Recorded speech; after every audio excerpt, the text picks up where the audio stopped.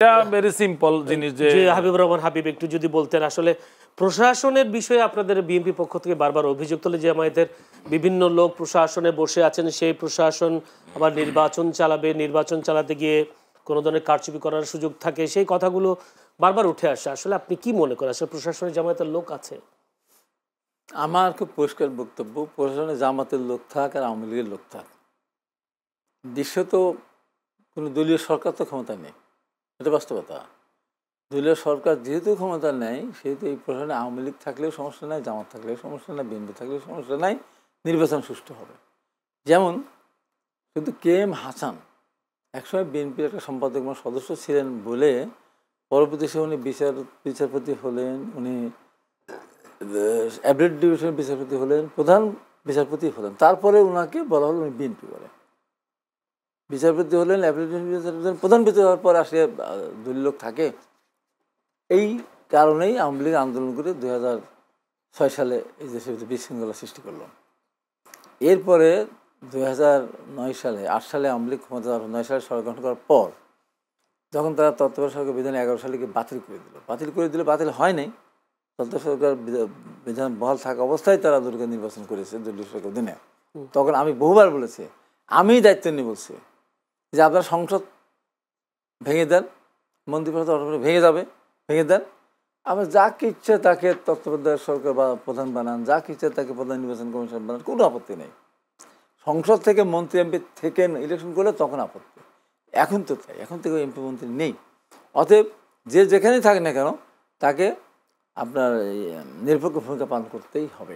আমি একটা প্রশ্ন করি হাবিবুর রহমান হাবিব, যারা আছেন এখন যে প্রশাসন নির্বাচন চালাবেন, এই প্রশাসন চালালে বিএনপির পক্ষ থেকে কোনো অভিযোগ আছে কিনা বা আস্থা রাখতে পারছেন? কারোর পক্ষ থেকে কোনো অভিযোগ, আমি তো বললাম, আমি এমনও বলছি আমাকে বানান, প্রধান নির্বাচন কমিশন বানান, কোনো সমস্যা নেই, শুধু সংসদ ভেঙে দেন, মন্ত্রিপরিষদ ভেঙে দেন।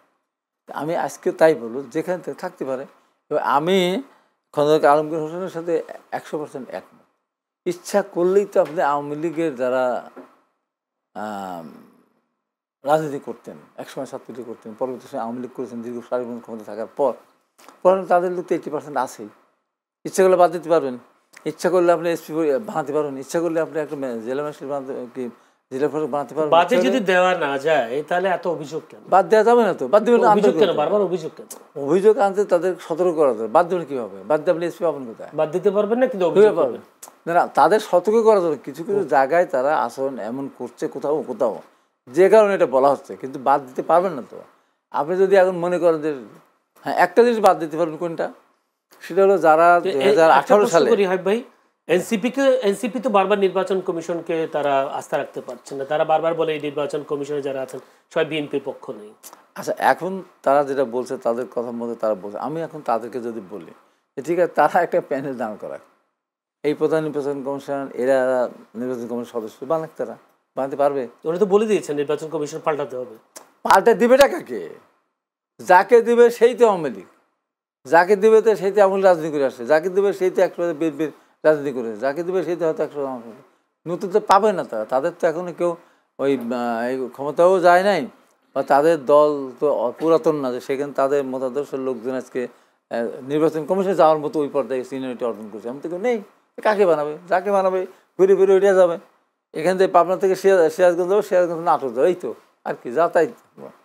এই জন্য তাদের প্রতি আমরা ওইটুকু আস্থা রাখতে চাই, তারাও যেন তাদের যে দোষ ত্রুটিগুলি আছে, তাদের যে ট্যাগ দেওয়া হয়েছে সেখানে তার দূরে আসুক। এবং একটি জিনিস আমরা বলতে পারেন যে সেটা ইচ্ছা হোক অনিচ্ছা করে হোক, 2018 সালের নির্বাচন বা 2014 সালের নির্বাচন বা 2024 সালের নির্বাচনে যারা রিটার্নিং অফিসার ছিলেন, যারা দায়িত্ব পালন করেছেন নির্বাচনের সাথে সরাসরি, সেই লোকগুলিকে আপনি নির্বাচন থেকে দূরে রাখেন।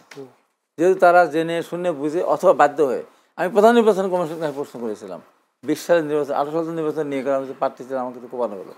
18 সালে আমার ওখানে এমপি মারা গেলে পরে করোনার ভিতরে মারা গেলে উপনির্বাচন হয়েছে 20 সালে।